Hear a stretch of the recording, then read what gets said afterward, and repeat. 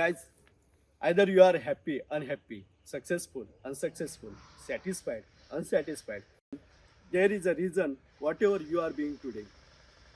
If you want to find a reason of your unhappy life, you should align with nature. You can see heavenly atmosphere here in Devgarh. You can experience here and bring out a reason of your happy life. येवा कोकण आपलोच असा.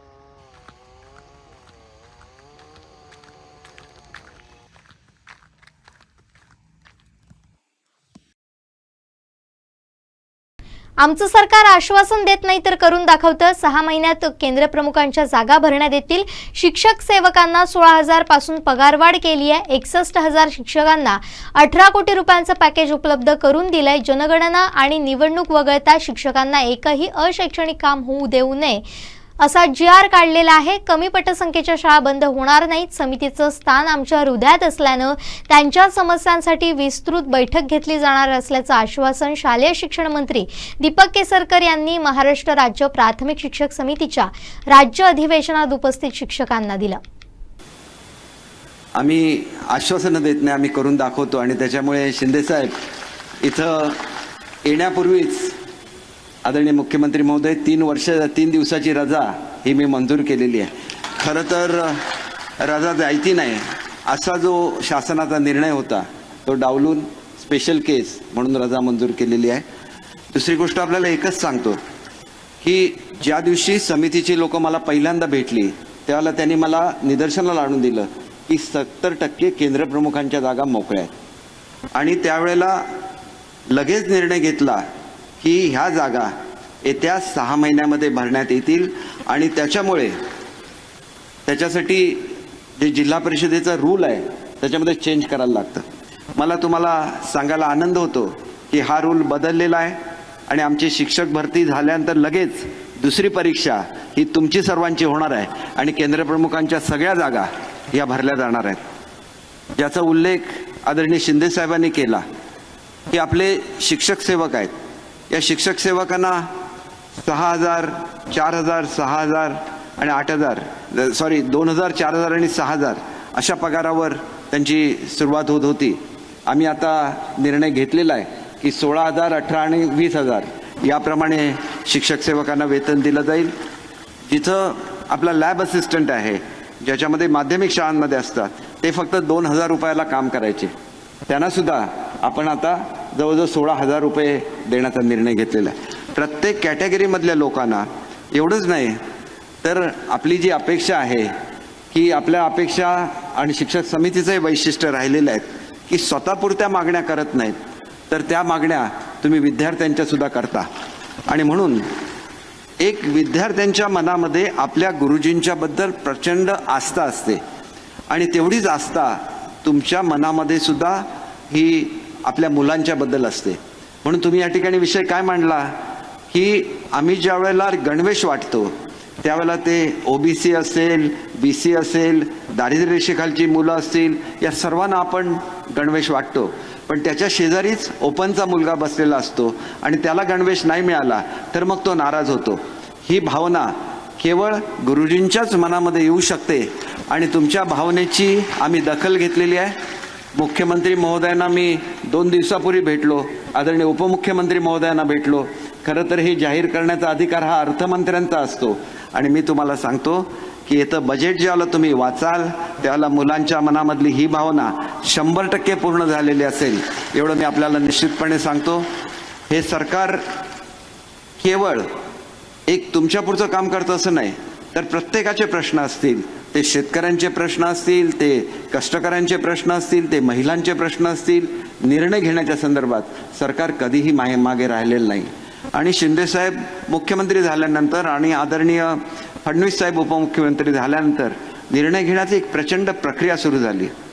आपले जसे प्रश्न त्या ठिकाणी प्रलंबित होते तसे माध्यमिक शिक्षकांचे सुद्धा प्रश्न प्रलंबित होते.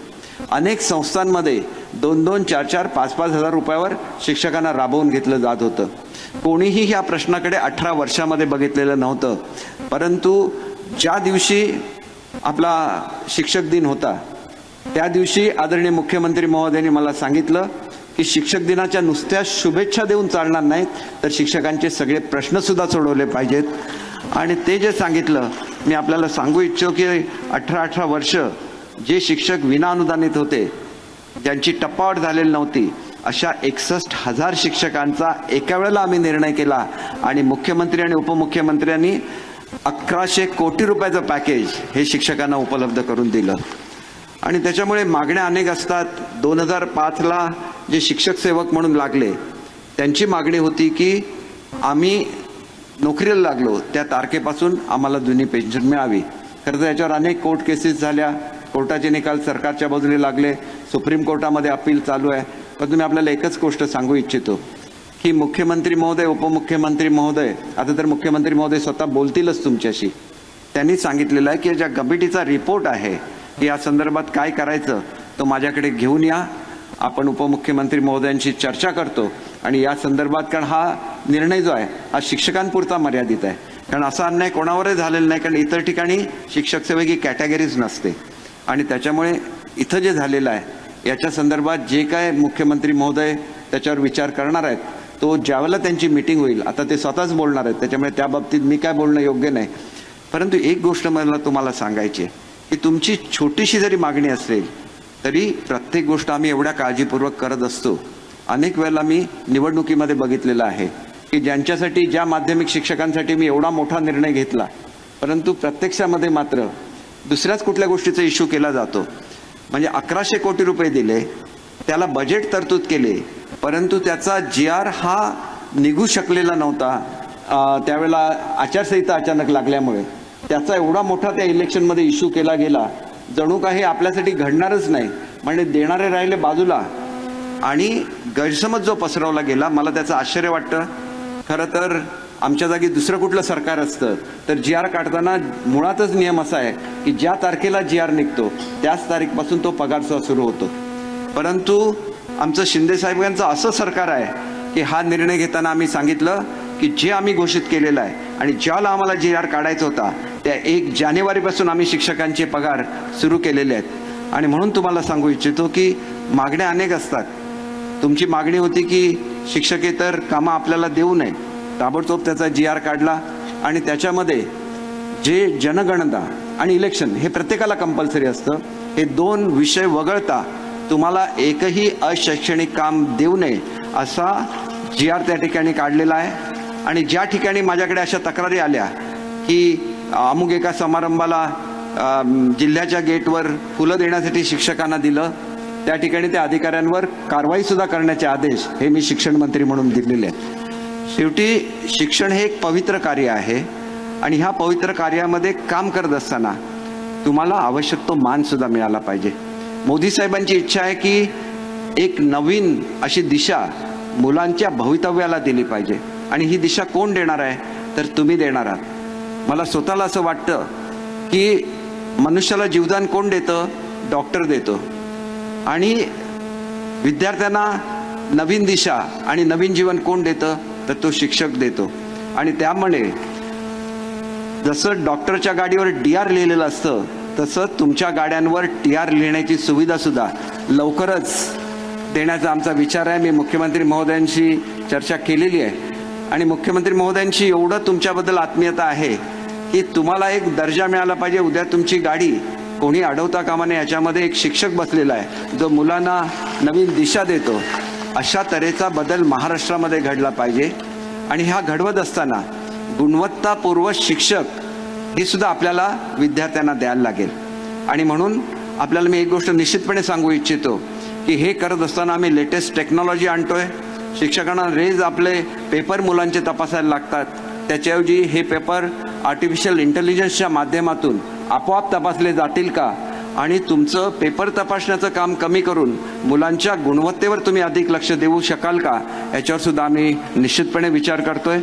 एक गोष्ट या ठिकाणी सांगण्यात आली की बाहेर जी शिक्षक राहतात आणि हेडक्वार्टरला राहत नाहीत म्हणून त्यांचा पगार कापला गेला, असं कुठेही घडलेलं नाही। औरंगाबाद जिल्ह्यामध्ये साहेब असं आहे, तुम्हाला आता विचारलं काय आहे की तिथल्या आमदारांनी हा प्रश्न उपस्थित केला होता, त्याच्यामुळे नाईलाज असतो तेवढ्यापुरतं करायला झालं, पण महाराष्ट्रामध्ये कुठेही असा पगार शिंदेसाहेब कट केलेला नाही आहे। आणि त्याच्यामुळे तुम्हाला एकच सांगतो, एक करा, शाळेवर जाताना वेळेत चला. वेळेत तुम्ही पोचला तर कोणी तुमचा पगार कट करणार नाही, याचं मी तुम्हाला शिक्षण मंत्री म्हणून ग्वाही देतो. सगळीकडे आता चांगले रस्ते आहेत. प्रत्येक गावामध्ये काय चांगली राहायची सोय नसते. 5-10 किलोमीटरवर तुम्ही राहत असला आणि मोटरसायकलने शाळेमध्ये जात असला तर शाळेमध्ये वेळेवर पोचा, एवढीच माझी अपेक्षा आहे. शिक्षणामध्ये एवढ्या आम्ही तुम्हाला सुधारणा करून दाखवू की इंटरॅक्टिव्ह एज्युकेशन करत असताना आम्ही इंटरॅक्टिव्ह TV, स्मार्ट TVज सगळ्या ठिकाणी देतो. उद्या तुम्हाला पटसंख्या सुद्धा कळवायला लागणार नाही, आपोआप त्याची नोंद ही राज्य शासनाकडे होईल. एवढं आम्ही ॲडव्हान्स टेक्नॉलॉजी शिक्षण क्षेत्रामध्ये आणतोय. आणि अनेक घोषणा ज्या आदरणीय मुख्यमंत्री आता महोदय आपल्याला सांगतील की मुख्यमंत्री महोदयांचं आदरणीय पंतप्रधानांवर एवढं प्रेम, एवढी निष्ठा आहे की तेवढंच प्रेम हे मुख्यमंत्री महोदयांवर आदरणीय पंतप्रधान करतात. आणि त्याच्यामुळे तुम्ही ज्याला TV बघत असाल त्याला आदरापोटी जर आमचे मुख्यमंत्री थोडेसे बाजूला राहिले तर प्रधानमंत्री लगेच त्यांच्या हाताला धरतात आणि आपल्या शेजारी त्यांना आणून उभं करतात. हा मान भारतातल्या कुठल्याही मुख्यमंत्र्याला मिळालेला नाही. आणि त्याच्यामुळे नवीन शिक्षण धोरणाच्या संदर्भात आणि ते राबवत असताना जेवढं प्रेम आदरणीय पंतप्रधानांना आहे तेवढंच प्रेम आदरणीय मुख्यमंत्री महोदयांना आहे.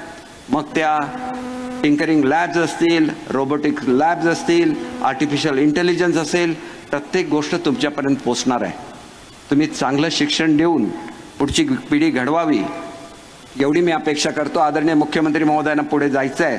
आणि त्याच्यामुळे शिंदेसाहेब तुम्हाला एकच सांगतो की मी घाईत का असतो, तुमचीच लोक सकाळी 7 वाजल्यापासून बसलेली असतात. मी ब्रेकफास्टसुद्धा माझ्या गाडीमध्ये घेतो, अगोदर तुम्हाला भेटतो. परंतु नेहमी तुमचं जे शिष्टमंडळ आलं, मी गाडीत बसताना नेहमी मला भेटलं, ही सुद्धा वस्तुस्थिती आहे. आणि त्याच्यामुळे तुम्हाला पूर्ण अर्धा दिवसाचा वेळ हा मी केवळ शिक्षक समितीला देणार आहे. आणि तुमचे सगळेच्या सगळे प्रश्न हे त्या ठिकाणी सोडवणार आहेत. CM साहेबांचं भाषण व्हायचं आहे. परंतु तुमची एक मागणी होती की संगणक परीक्षेला आम्हाला बसण्यासाठी वेळ द्या. 2 परीक्षा ठेवलेल्या आहे, त्याच्यामुळे कुठलीही अडचण ही तुम्हाला येणार नाही. ज्यांना पहिल्या परीक्षेला बसता येणार नाही त्यांना दुसऱ्या परीक्षेला बसण्याची मुभा दिलेली आहे. कोण जर तुम्हाला सांगत असेल की कमी पटसंख्येच्या शाळा बंद होणार तर ही केवळ अफवा आहे, असं काहीही होणार नाही. शासनाने असा निर्णय कधीही घेतलेला नाही.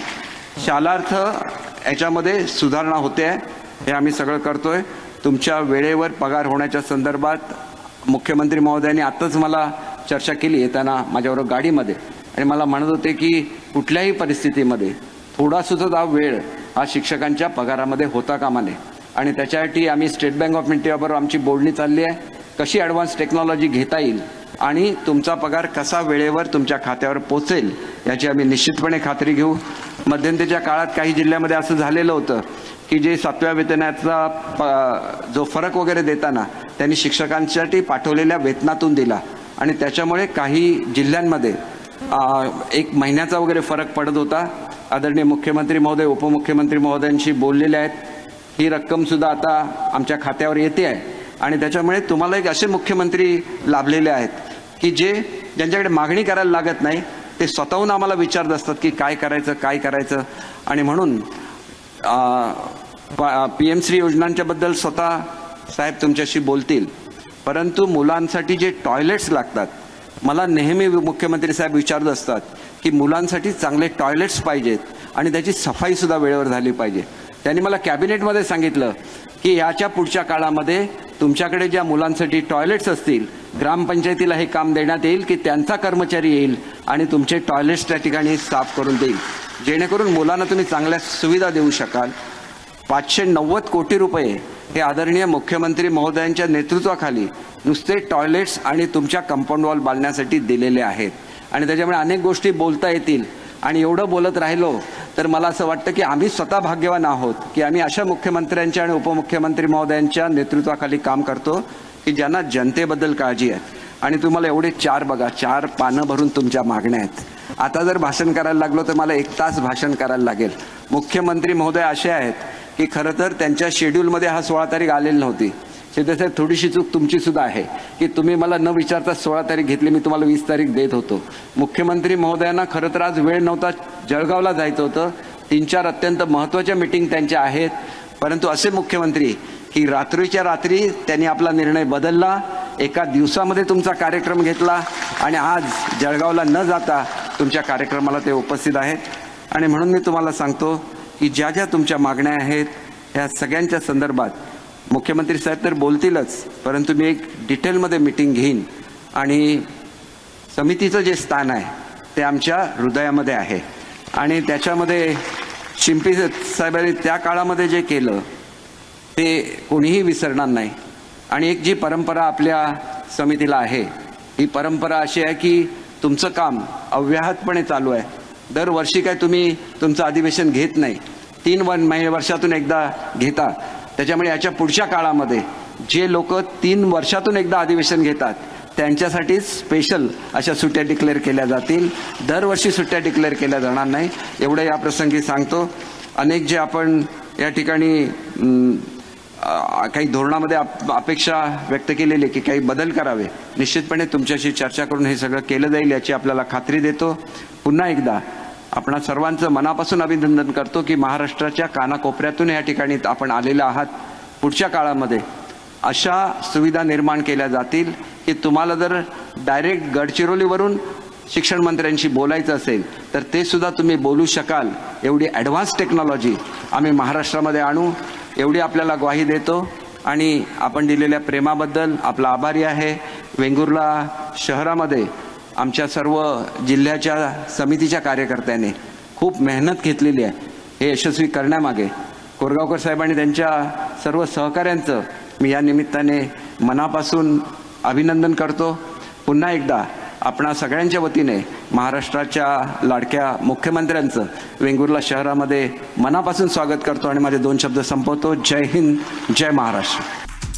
हे बातमीपत्र आणि आमच्या संपूर्ण दिवसभरातले अपडेट्स आपण पाहू शकता मोबाईल ॲपवर।